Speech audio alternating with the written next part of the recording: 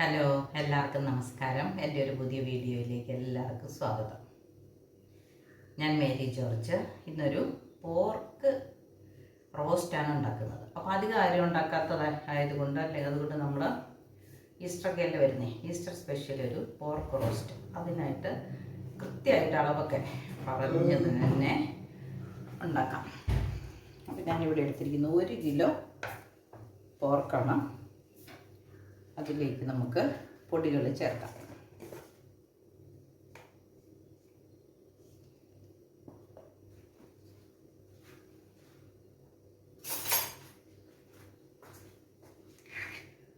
ഒരു 1/2 ടീസ്പൂൺ മഞ്ഞൾപ്പൊടി,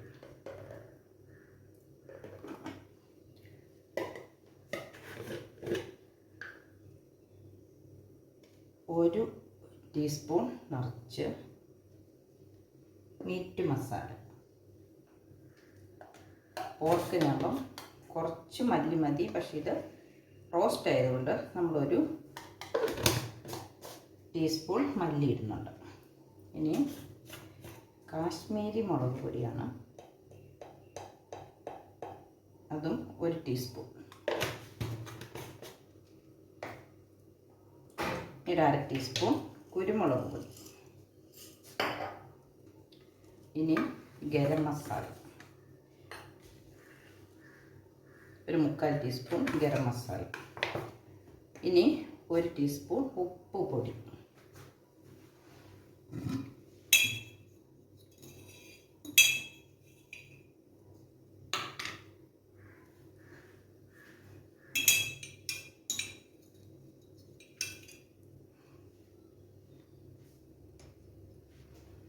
ഇനി ഇതിന് വേണ്ട ബാക്കി സാധനങ്ങളൊക്കെ ചേർക്കാം.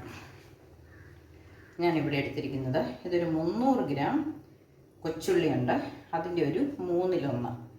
ഒരു സവോള എടുത്തിട്ടുണ്ട്, അതിൻ്റെ പകുതി. മുഴുവനോടെ ഇടുന്നതേ ഉള്ളൂ, 1/3. ബാക്കിയെല്ലാം പകുതി ഇടുന്നത്. തക്കാളി പിന്നെ ഇടുന്നുള്ളൂ. വെളുത്തുള്ളി ഒരു 1.5 കുടം വെളുത്തുള്ളി എടുത്തിട്ടുണ്ട്, അതിൻ്റെ പകുതി. ഇഞ്ചി ഒരു വലിയ കഷ്ണം എടുത്തിട്ടുണ്ട്, അതിൻ്റെ പകുതി. കറിവേപ്പില ഒരു 5-6 തണ്ട് എടുത്തിട്ടുണ്ട്, അതിലൊരു 2 തണ്ട്. ഇനി ഇതെല്ലാം കൂടെ നമുക്കൊന്ന് തിരുമ്മി പിടിപ്പിക്കാം. കൈ കൊണ്ട് തന്നെ തിരുമ്മി പിടിപ്പിക്കാം.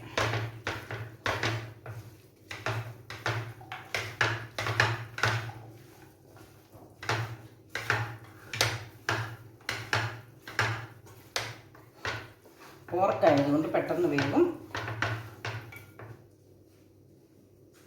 ഇനി നമുക്ക് തീ കത്തിച്ചു കൊടുക്കാം. കഴുകി വെച്ച് വെള്ളം വാർന്നു പോയതാണ്, അതുകൊണ്ട് ഇത് വെള്ളം വരുന്നോടെ വരെ നമ്മളൊന്ന് ശ്രദ്ധിക്കണം. പോർക്കിന് സവോള നിർബന്ധമല്ല, പക്ഷേ ഇത് റോസ്റ്റ് ആയതുകൊണ്ട് അതിനൊരൽപ്പം ഗ്രേവി പോലെ വരട്ടെ നോർത്താണ്ടാണ് ഒരു സവോള ചേർക്കുന്നത്. കൊച്ചുള്ളിയാണ് നല്ലത്, കൊച്ചുള്ളി നിർബന്ധമാണ്. ബാക്കിയുള്ള കൊച്ചുള്ളി നമുക്കൊന്ന് അരിഞ്ഞെടുക്കാം. ഇത് ഇതിനകത്ത് കിടന്ന് നന്നായിട്ട് വെന്ത് വരട്ടെ. തേങ്ങ കൊത്ത് ചേർക്കാൻ ഇഷ്ടമുള്ളവർക്ക് ഇപ്പം ചേർക്കാം. അത് ഇനി നമുക്ക് ഗ്രേവി ഉണ്ടാക്കുമ്പോൾ ആണെങ്കിലും ചേർക്കാം. വെള്ളം വരുന്നോടം വരെ നമുക്കിത് മൂടി വെക്കാതെ ഇടയ്ക്കെണ്ണ ഇളക്കിയിട്ട് വെള്ളം വരുന്നുണ്ടോ എന്ന് നോക്കാം. ഇല്ലെങ്കിൽ തൊലിയൊക്കെ ഇതിന് കുറവാണ്, അല്ലെങ്കിൽ വെള്ളം വരുന്നില്ല എന്ന് തോന്നുവാണെങ്കിൽ നമുക്കൊരല്പം വെള്ളം ഒഴിച്ചു കൊടുക്കാം. ഞാനിവിടെ തിളപ്പിച്ച് വെള്ളം വെച്ചിട്ടുണ്ട്.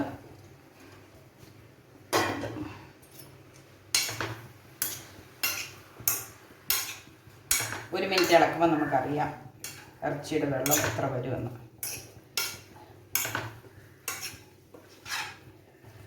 ശേഷം നമുക്ക് മൂടി വെച്ച് ഒരു 5 മിനിറ്റ് അല്ലെങ്കിൽ ഇടയ്ക്കിടയ്ക്ക് 2 മിനിറ്റൊക്കെ ആകുമ്പോഴത്തേനൊന്ന് ഇളക്കിയിട്ട് കൊടുത്തുകൊണ്ടിരിക്കണം. കുക്കറിൽ വേണം വേവിക്കാം, പക്ഷേ കുക്കറിൽ വേവിച്ചിട്ട് വിസിലടിക്കുന്നതേ നമ്മൾ കാറ്റ് കളയണം.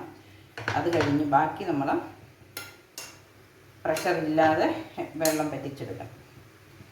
കൂടുതൽ നല്ലത് ഇങ്ങനെ തന്നെ വേവിക്കുന്നതാണ്.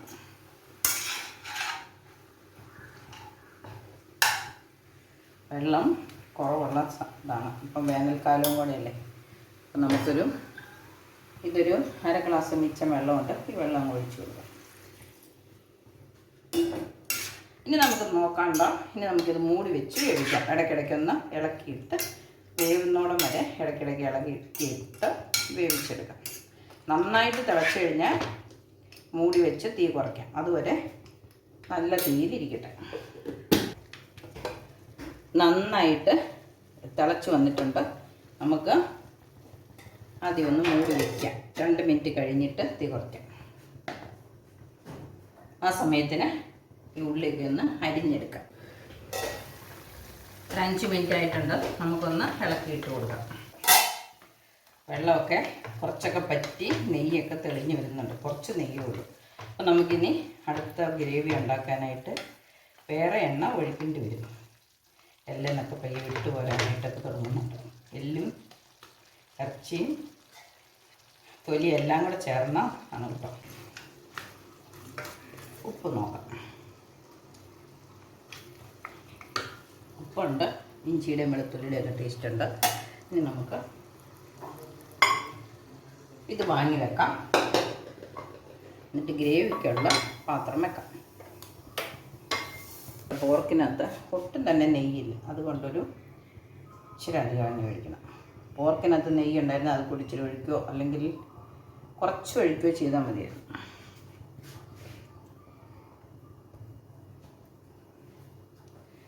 ഇനി നമുക്ക് കടുകിട്ട് കൊടുക്കാം.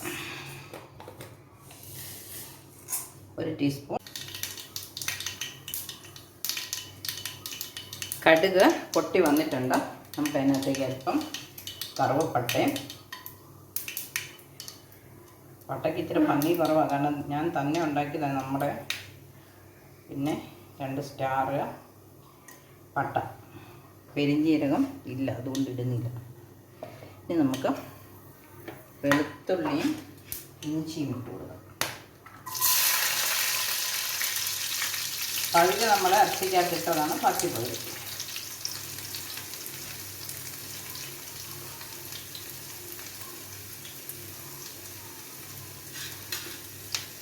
ഇനി കൊച്ചുള്ളി ഇട്ട് കൊടുക്കാം.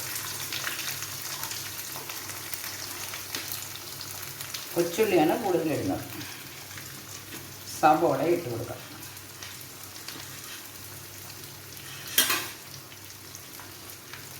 ഒരൽപ്പം ഉപ്പ്.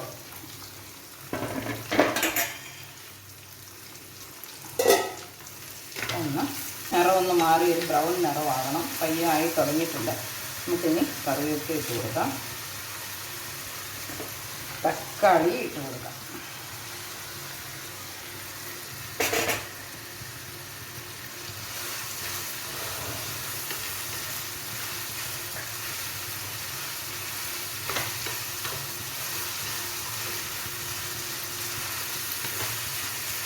ഇനി ഇതിവിടെ ഇരുന്ന് നന്നായിട്ടൊന്ന് വഴന്ന് വരട്ടെ. എണ്ണയൊക്കെ തെളിഞ്ഞ് വരുന്നുണ്ട്. നമുക്ക് പൊടികൾ ചേർത്ത് കൊടുക്കാം.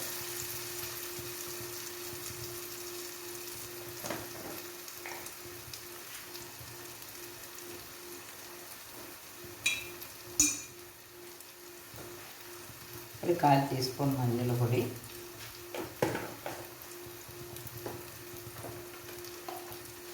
ഒരൽപ്പം മല്ലിപ്പൊടി അത്ര ഉള്ള കപ്പൊടിയിട്ട്,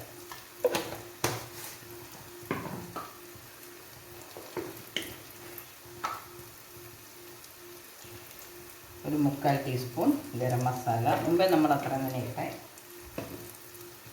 എരിവ് നന്നായിട്ടുണ്ട്, അതുകൊണ്ട് മീറ്റ് മസാല നമുക്ക് കുറച്ചിടാം.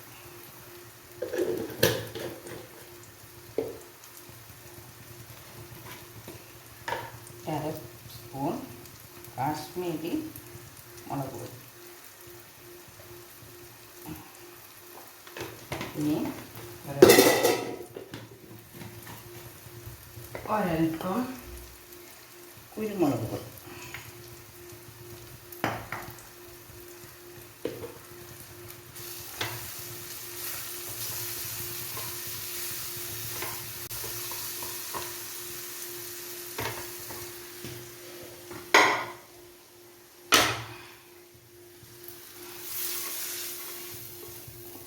ഇനി ഇതിനൊപ്പം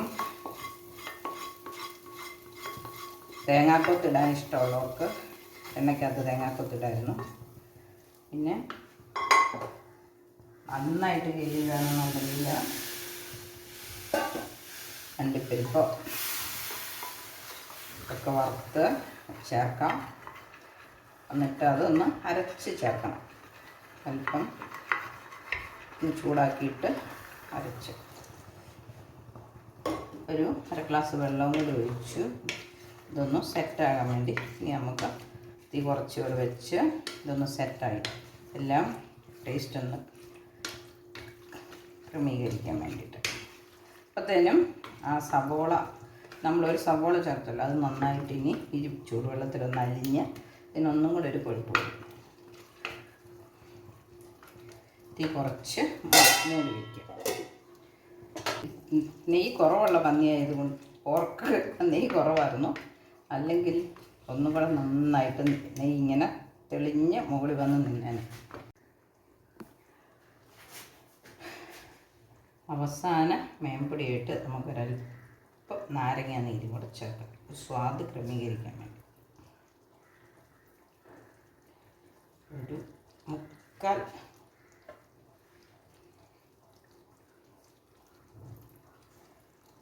സ്പൂൺ മതി കേട്ടോ.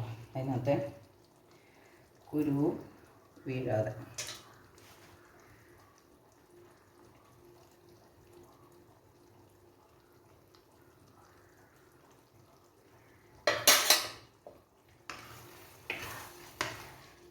വെള്ളമൊക്കെ പറ്റി നമ്മൾ 1/2 ഗ്ലാസ് വെള്ളമൊക്കെ ഒഴിച്ചതായിരുന്നു, അതൊക്കെ പറ്റി നമ്മൾ ഉള്ളി ഗ്രേവിക്ക് ഒഴിച്ച എണ്ണയൊക്കെ തെളിഞ്ഞ് വന്നിട്ടുണ്ട്.